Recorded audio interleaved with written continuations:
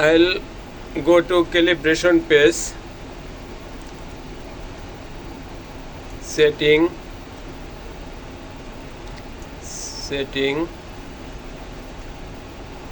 Nivea matte,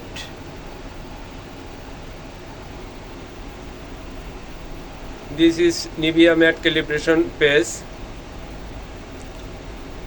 Now here linear, here total 4 option: linear, not linear, simulation, constant value. Select linear. Here set point 7200 liter water. This is input pulse. Now start. Fill valve is on.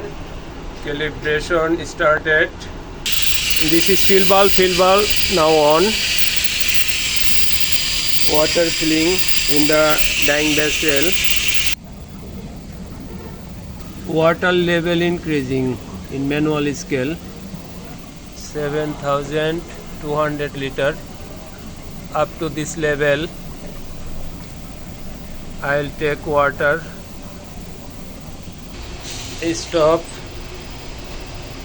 Execute. Then yes. Save. Calibration done.